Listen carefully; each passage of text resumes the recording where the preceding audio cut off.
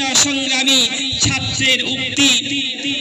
আমরা জানি রেশমি রুমাল আন্দোলন, ওবাইদুল্লাহ সিন্ধি রহমতুল্লাহ আলাই রেশমি রুমালে চিঠি লিখে আমাদের তৎকালীন ওসমানী খেলাফতের কাছে সাহায্য চেয়েছিলেন। ভারতবর্ষকে আর্থিক এবং সৈন্য দিয়ে সাহায্য করে ভারতবর্ষকে স্বাধীন করার জন্য মাঝপথে সে রেশমি রুমাল ইংরেজদের হাতে পড়ে গেলে সে পরিস্থিতি পরিকল্পনা বানচাল হয়ে যায়। ঐতিহাসিকরা যাকে ইতিহাসের পাতায় রেশমি রুমাল বলে আখ্যায়িত করেছে, এটা আমাদের অবদান মনে রাখতে হবে। শেখুল হিন্দ ছাত্র হোসাইন আহমদ মাদানী আলাইহির রহমা শেখুল ইসলাম তিনি বলেছিলেন, যদি ভারতের জন্য আমাকে কাফনের কাপড় কাঁধে নিয়ে আমি আদালতে হাজির হয়েছি, আমি মৃত্যুর পরোয়ানা নিয়ে আমি প্রস্তুত আছি, সুতরাং এই সংগ্রাম থেকে আমাকে কেউ পিছু হটাতে পারবে না।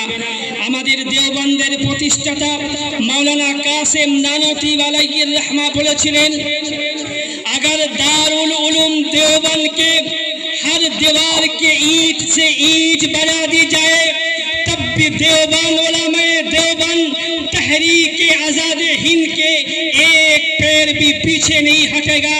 ये हमारे उलमाए देवबंद अकाबिर का किरदार है। আমাদের জানতে হবে, ইতিহাস পড়তে হবে।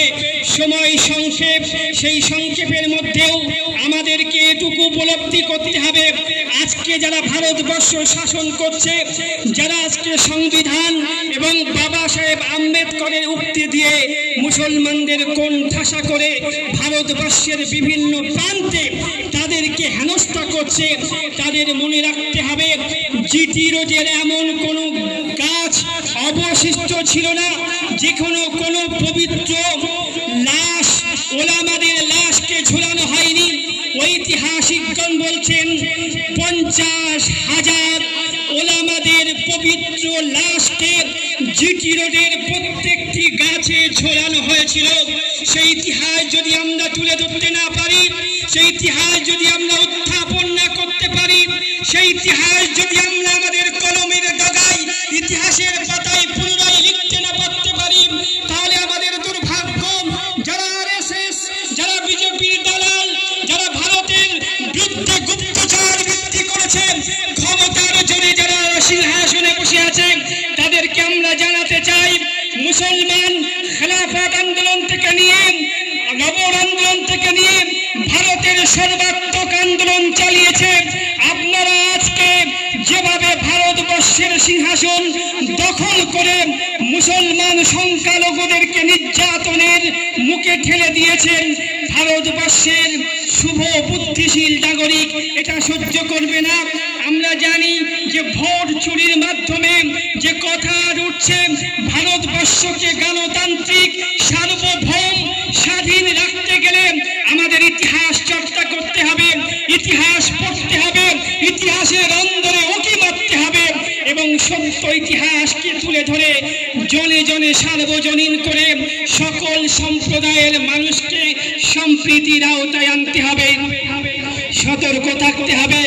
26 সালে পশ্চিমবাংলায় ভোট, একটি সম্প্রদায় এই সংগ্রামী, এই সততার প্রতীক মুসলিম সম্প্রদায় সংখ্যালঘুকে কোণঠাসা করার জন্য যার প্রণয় চেষ্টা করবে। আমাদের মনে রাখতে হবে, ভারতবর্ষের সেকুলারিজম যে গণতন্ত্র সংবিধান আমরা পেয়েছি, সেই গণতান্ত্রিক সংবিধানকে রক্ষা করতে গেলে আমাদেরকে ভোটের অধিকার, আমাদের ভারতবর্ষের মৌলিক স্বাধীনতার অধিকার সংবিধান যে আমাদের দিয়েছে সেটা আমাদের পড়তে হবে, অত্যন্ত গভীরভাবে জানতে হবে, অত্যন্ত বাগ্মিতার সঙ্গে, অত্যন্ত রুচিশীলতার সঙ্গে সেটাকে উপস্থাপন করতে হবে। মনে রাখতে হবে, ভারতবর্ষের সংবিধান 19 নম্বর ধারা, 25 থেকে 30 নম্বর ধারা আমাদেরকে যে মৌলিক অধিকার দিয়েছে আমাদের পড়তে হবে, পড়তে হবে। কোরআনও আমাদের পড়তে বলেছে, কারণ পড়াশোনা জ্ঞানের গভীরতা না থাকলে শুধু চেঁচামেচি করে ভারতবর্ষকে নেতৃত্ব দেওয়া যাবে না। আমাদেরকে নেতৃত্ব দিতে হলে যোগ্যতার প্রমাণ দিতে হবে। আমাদেরকে ভারতবর্ষের ইতিহাসকে পুনর্বিন্যাস করতে হবে, পুনরায় লিখতে হবে নতুন আঙ্গিকে, নতুন পদ্ধতিতে। সুতরাং আমাদের জানতে হবে ভারতবর্ষে আমাদের কি ভূমিকা রয়েছে। জমিয়তে উলামায়ে হিন্দ এবং ভারতবর্ষের মুসলমানরা ভারতবর্ষের ভাগ চাইনি। আজকের ভারতবর্ষ আমরা বাই চয়েস এটাকে গ্রহণ করেছি, বাই চান্স এখানে আমরা রয়ে যাইনি। আমাদের দ্বিজাতি তত্ত্বে আমরা বিরোধিতা করেছিলাম। মাওলানা হোসেন আহমদ মাদানী আলাইহির রহমা ভারতবর্ষ ভাগের বিরোধিতা করার কারণে তার মাথার পাগড়িকে পা দিয়ে দলানো হয়েছে, দাবানো হয়েছে। এটা হচ্ছে জমিয়তে উলামায়ে হিন্দের পূর্বসূরিদের ইতিহাস। আজকের জমিয়তে উলামায়ে হিন্দ কি? জমিয়তে উলামায়ে হিন্দ ভারতবর্ষের যখন সকল সম্প্রদায় চাইছিল ইংরেজরা থাক, আমাদের শাসন কার্যে একটু ভাগিদারি দিক, একটু অংশগ্রহণ করার সুযোগ দিক, ইতিহাসের ভাষায় যাকে বলা হয় স্বায়ত্ত শাসন। কিন্তু জমিয়তে উলামায়ে হিন্দ বলেছিল আমরা স্বায়ত্ত শাসন চাই না, ভারতবর্ষের পূর্ণাঙ্গ স্বাধীনতা আমরা চাই। আমরা ভারতবর্ষে ইংরেজদের অবস্থান এক মুহূর্তের জন্য আমরা বরদাস্ত করব না। এটা ছিল জমিয়তে উলামায়ে হিন্দের দাবি। কংগ্রেসও প্রথমে ভারতের পূর্ণাঙ্গ স্বাধীনতা দাবি করেনি। 1997 সালে নেতাজি সুভাষচন্দ্র বসুর ভাইপো ডক্টর শিশির বসু নেতাজি ইন্ডোর স্টেডিয়ামে বলেছিলেন ভারতবর্ষের একমাত্র সংগঠন জমিয়তে উলামায়ে হিন্দ যে প্রথম আওয়াজ তুলেছিল ভারতবর্ষের পূর্ণাঙ্গ স্বাধীনতা আদায়ের জন্য কংগ্রেসও বাধ্য হয়েছিল জমিয়তে উলামায়ে হিন্দের সুরে সুর মেলাতে এবং ভারতবর্ষের পূর্ণাঙ্গ স্বাধীনতার দাবি করতে। এটা হচ্ছে ঐতিহাসিক সত্য। সুতরাং এই সত্যকে আরো গভীরভাবে আমাদের জনে জনে সার্বজনীন করতে হবে। কংগ্রেসের ওয়ার্কিং কমিটির মিটিংয়ের পূর্বে জমিয়তে উলামায়ে হিন্দ প্রথমে ওয়ার্কিং মিটিং করে সিদ্ধান্ত নিতেন, তারপরে কংগ্রেস এই সিদ্ধান্ত সহমত জানিয়ে তারা এগোতেন। সুতরাং আমাদেরকে ভারতবর্ষের সমস্ত পরিস্থিতি জমিয়তে উলামায়ে হিন্দ, উলামায়ে দেওবন্দ এবং সার্বিকভাবে আমাদের আরও হিন্দু মুসলিম লালা লাজপত রায়, লাল বাল পাল, নেতাজি সুভাষচন্দ্র বসু, ক্ষুদিরাম সবার অবদানকে স্বীকার করে আমরা বলতে চাই সত্য ইতিহাসকে আমরা উপস্থাপন করতে চাই।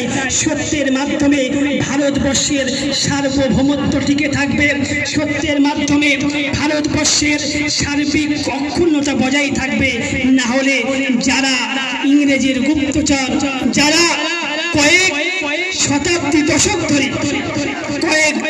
ধরে যারা ভারতের পতাকাকে স্বীকার করেনি, যারা ভারতের সংবিধানকে মান্যতা দেয়নি, সেই আরএসএস রাষ্ট্রীয় স্বয়ংসেবক দল এবং ভারতবর্ষের হিন্দু মহাসভা দল, তারা ভারতবর্ষের হিন্দুত্ববাদী যে রেঞ্জা চালাচ্ছে, অন্য অন্য সম্প্রদায়ের মানুষ যারা আমাদের হিন্দু ভাইরা আছেন, তারা যারা সেকুলার, যারা ধর্ম নিরপেক্ষ, তারা কিন্তু আমরা সবাই একত্রিত আছি ঐক্যবদ্ধভাবে সেকুলার পার্টির সঙ্গে।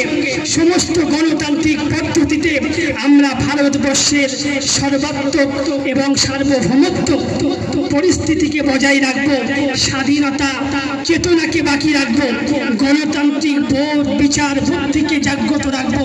আমার ভোটের অধিকার আমি দেব। প্রধানমন্ত্রী যদি একটি ভোট দেওয়ার অধিকার থাকে, আমার একটি ভোট দেওয়ার অধিকার আছে।